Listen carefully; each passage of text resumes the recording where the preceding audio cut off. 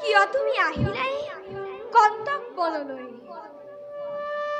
শুনা শুনা ভাই, গভীৰ বনৰ মাজত বন্য জন্তুৰ মাত এই সকলোবোৰ ভয় বিসৰ্জন দি কিয় তুমি আহিলাই গহীন বনলৈ? ধ্ৰুৱ, উত্তম, তোমাৰ অবিহনে জীৱন অসাৰ। সেইকাৰণে আজিৰ পৰা ময়ো থাকিম তোমাৰ লগত।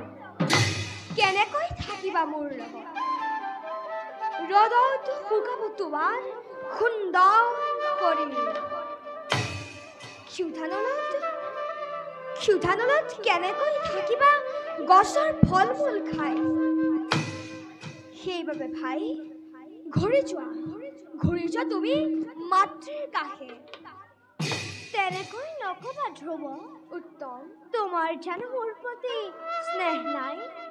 যদি ভাতৃ বুলি স্নেহ কৰা তেন্তে মোকো তোমাৰ কাষত ঠাই দিয়া। উত্তম, ব'লা যাওঁ আমি নিশ্চয়লৈ। পিতৃদেৱে তোমাৰ কাৰণে চিন্তা কৰি আছে। পিতৃদেৱক নিশ্চয় দেখা কৰিম, কিন্তু মোৰ উপস্থিতিত যদি মাহীয়ে অসন্তোষ প্ৰকাশ কৰে তেতিয়া কি কৰিবা উত্তম? চিন্তা নকৰিবা, পিতাৰ কাষত তুমি উপস্থিত হলে মাতৃয়ে অলপো অসন্তোষ প্ৰকাশ নকৰে। ব'লা যাওঁ আমি নিশ্চয়লৈ। ব'লা ভাই, ব'লা।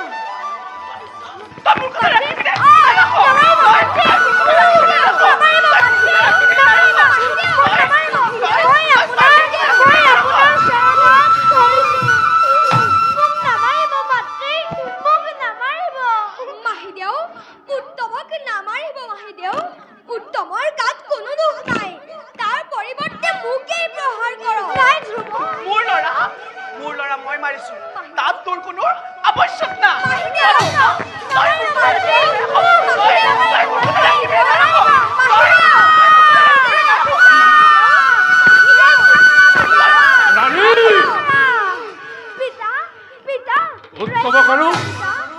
উত্তমক প্ৰহাৰ নকৰিবা। পিতা, মোক ৰক্ষা কৰা, মাতৃয়ে মোক মাৰিছে। কিয় মাৰিছে? ধ্ৰুৱক লগত লৈ অহাৰ কাৰণে। ধ্ৰুৱ? পিতা, ধ্ৰুৱ, পিতা, বাচ্চা, পিতা, দুইটা মোৰ বুকুৰ মাজলৈ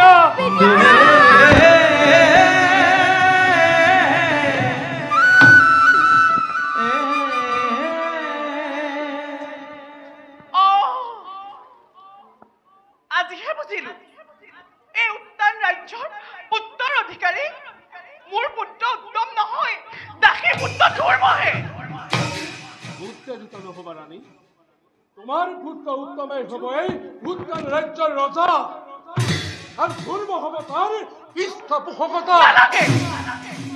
নালাগে মোৰ পুত্ৰৰ পৃষ্ঠপোষকতা কৰিব। ধৰিব তই দাসী পুত্ৰ হৈ কোন সাহসত মহাৰাজৰ ওচৰ চাপিছ? আঁতৰ হৈ যা।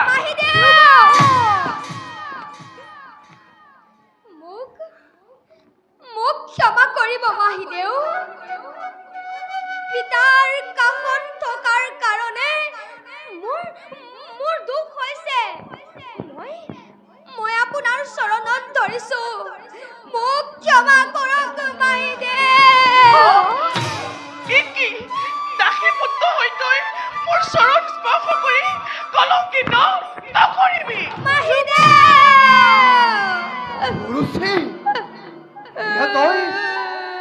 তই কি কৰিলি পাপিনী? মহাহৰি ভক্ত বালক ধ্ৰুৱক তই পদাঘাত কৰিলি।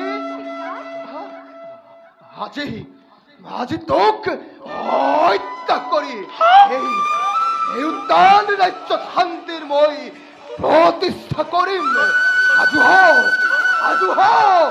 সাজু হ সুৰুচি, সাজু হ। সাৱধান বৃদ্ধ, কাক হত্যা কৰ? তপন, এই বৃদ্ধক বন্দী কৰা। নিশ্চয় প্ৰথম ধৰস্ত নকৰি পলম। বেশ,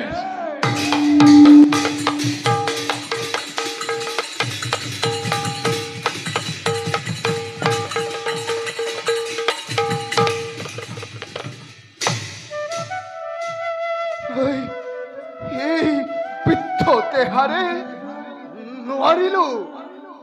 নোৱাৰিলো উত্তান ৰাজ্যৰ মংগল সাধিব। পাপী তপন সিংহ তহঁতৰ বাবে। তপন সিংহ, সন্মানীয় মন্ত্ৰীদেৱক মুক্ত কৰি দিয়া। তপন বৃদ্ধক বন্দী মুক্ত নকৰিবা। এই মোৰ আদেশ মন্ত্ৰীক মুক্ত কৰি দিয়া। বুজিলো, আজিহে বুজিলো মোৰ প্ৰতি থকা স্নেহৰ কথা। নালাগে মোক আপোনাৰ স্নেহ, আদেশ দিয়ক। আজিয়ে মই ৰাজ্য ত্যাগ কৰি গুচি যাওঁ। নাযাবা ৰাণী, তোমাৰ বাবেই মই সুনীতি সঠিক ত্যাগ কৰিলো। প্ৰাণাধীন মৰমৰ পুত্ৰ ধ্ৰুৱক এই ৰাজপুৰৰ বাহিৰত স্থান দিলো। আৰু কি কৰি মই তোমাৰ মনত সান্তনা দিম? শুনা ৰাণী, মই প্ৰতিজ্ঞা কৰি কলো, ৰাণী মই প্ৰতিজ্ঞা কৰি কলো, তোমাৰ মংগলৰ বাবে মই সকলো কৰিম। মহাৰাজ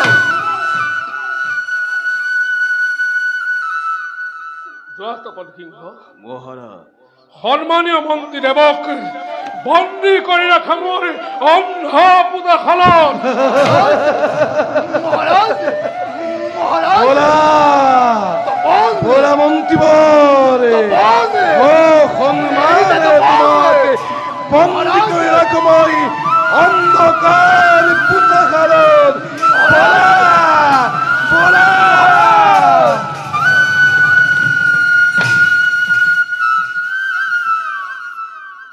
মহাৰাজ, এতিয়া আপুনি প্ৰতিজ্ঞাবদ্ধ, গতিকে আপুনি আপোনাৰ প্ৰতিজ্ঞা ৰক্ষা কৰক।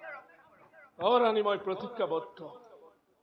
ৰাণী, মই মোৰ প্ৰতিজ্ঞা ৰক্ষা কৰিব নোৱাৰিলে ৰৌ নৰকত পৰি যন্ত্ৰণা ভুগিম। শুনক মহাৰাজ, মোৰ প্ৰাৰ্থনা, আজি মহাৰাজে যাক পুত্ৰ বুলি মৰম কৰিছে, যিয়ে এই উত্তান ৰাজ্যৰ ৰজা হব, সেই ধ্ৰুৱ কুমাৰক মহাৰাজ, সেই ধ্ৰুৱ কুমাৰক চিৰদিনৰ বাবে আপুনি দিয়ক পতবা।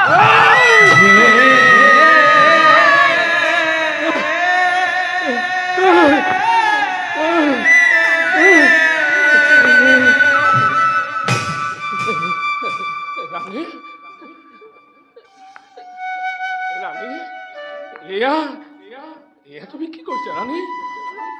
যদিও মই প্ৰতিজ্ঞাবদ্ধ, ইয়াৰ পৰিৱৰ্তে অন্য কথা কোৱা ৰাণী। এই ৰাজ্য ধন সোণ সত্য বিভূতি মই সকলো ত্যাগ কৰিম ৰাণী। তথাপিতো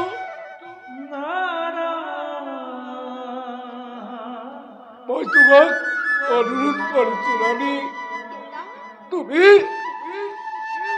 মোৰ ধ্ৰুৱক বনবাস দিবলৈ নকবা ৰাণী। ধ্ৰুৱ যে মোৰ প্ৰাণৰ ধন ৰাণী, ধ্ৰুৱ যে মোৰ প্ৰাণৰ।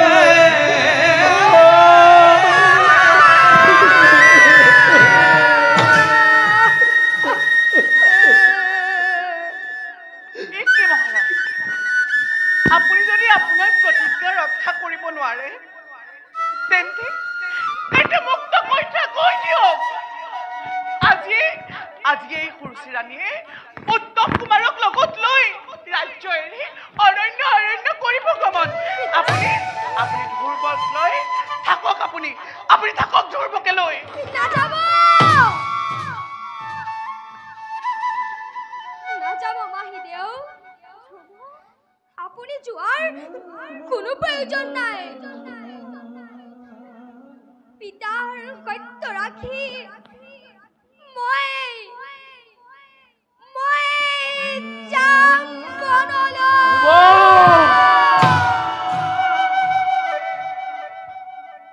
সঁচা দাসীৰ পুত্ৰ মই তথাপিতো তোমাৰ প্ৰতি মোৰ বৰ মৰম আছিল মাহীদেউ যোৱাৰ আগতে এবাৰ উত্তমক স্পৰ্শ কৰিবলৈ দিয়ক নোৱাৰো এবাৰ মাহীদেউ নোৱাৰো এবাৰ উত্তমক বিদায় সম্ভাষণ জনাবলৈ দিয়ক নোৱাৰো উত্তম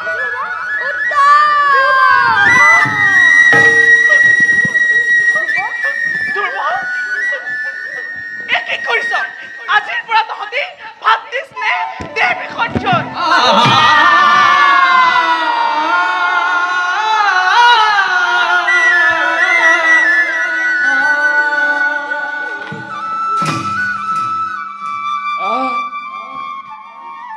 বাচ্চা পিতা ওই তোর মোর বুকুর মাঝে পিতা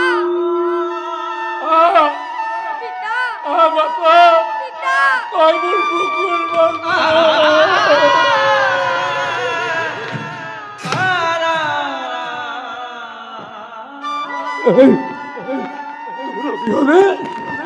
তোর অবিহনে মই কেনেকৈ জীয়াই থাকিম সেই কণ্ঠপূৰ্ণ অৰণ্যৰ মাজত তই কিদৰে কটাবি জীৱন নাই হওক মোৰ সত্যভস্ত হওক সত্য লংঘনৰ হেতু নৰক যন্ত্ৰণাতে মই মোৰ দেহা তিল তিলকৈ শেষ কৰি দিম তথাপিতো মই তোক মনলৈ যাব দিব নোৱাৰো ধ্ৰুৱ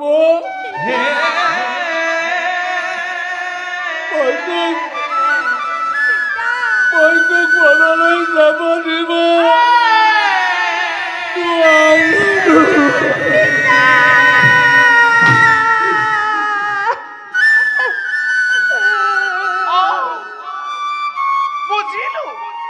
বুজিলো আজি ভালদৰে মহাৰাজ ধ্ৰুৱ পক্ষপতি থাকক আপুনি ধ্ৰুৱ পক্ষপতি আমি আহিলো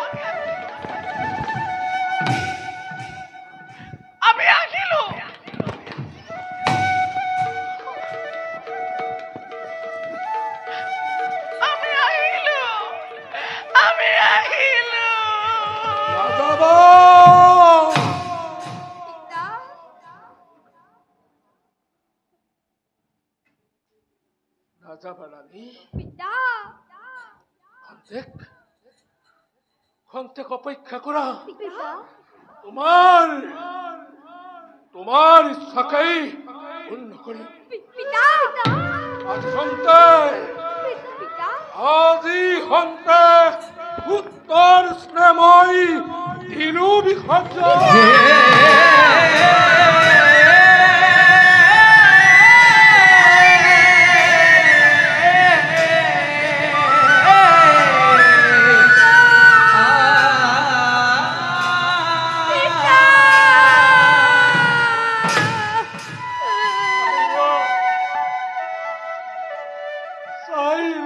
জগতবাসী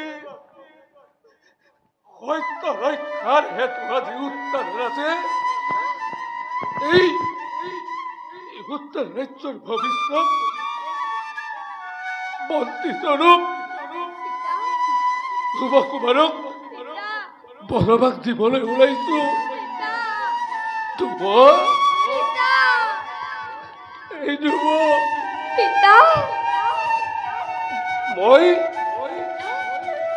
মই মোৰ সত্য ৰাখি আজিৰ পৰা মই তোক চিৰদিনৰ বাবে পুত্ৰৰ দেহৰ পৰা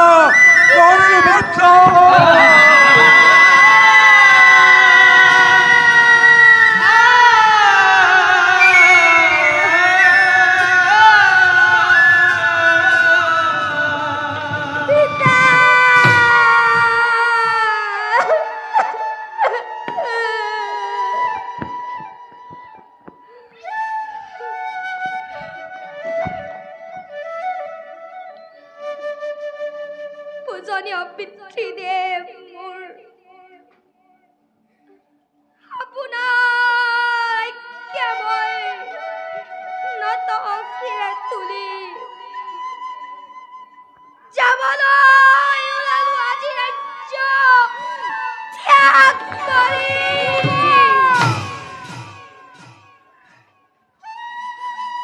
মাহিদেউ, ৰাজ আভৰণৰ মোৰ নাই প্ৰয়োজন।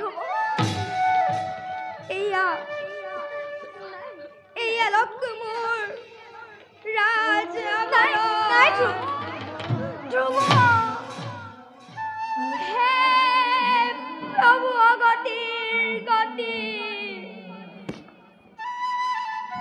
পুত্ৰ হয় পিতৃবাক্য পালি, ধ্ৰুৱ যাব আজি কবিৰ মানলৈ।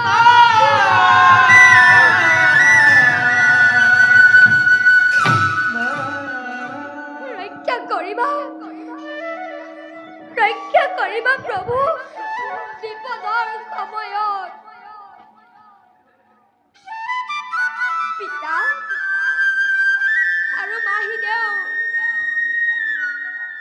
যাবৰ সময়ত কৰিব আশীৰ্বাদ, কোনো দিনেই যাতে শ্ৰীহৰিৰ কৰুণাৰ পৰা নহওঁ বঞ্চিত। পিতা, অধম পুত্ৰই মাগিলো বিদায়। পিতা, অধম পুত্ৰই মাগিলো বিদায়। দেখা দেখা সৰ্বজন ঈশ্বৰ দিলা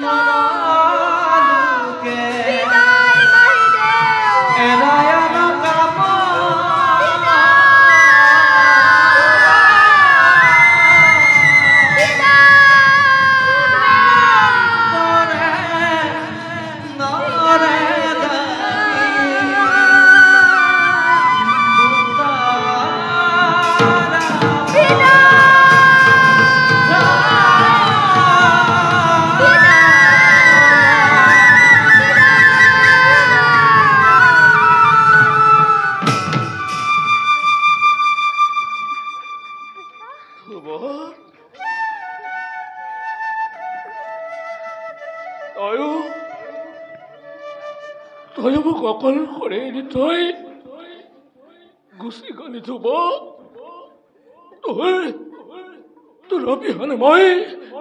তোৰ অবিহনে মই কেনেকৈ জীয়াই থাকিম? ৰাণী, আজি উচিত বিচাৰ হ'ল নে ৰাণী? মই মোৰ পুত্ৰকে দিলো বনবাস।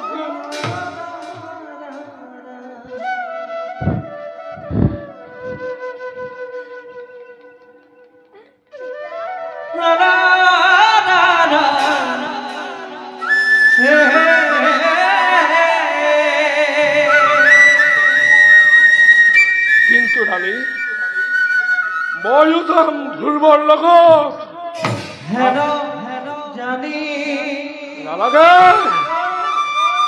নালাগে মোক ৰাজ্য ধন, নালাগে মোক ৰাজ সিংহাসন। আজি এই সকলো মই দিলো বিসৰ্জন।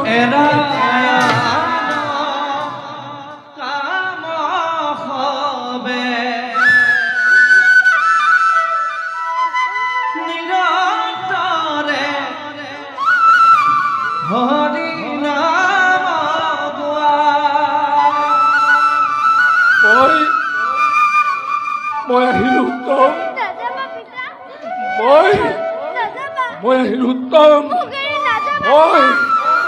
ভয় লাগিব উত্তম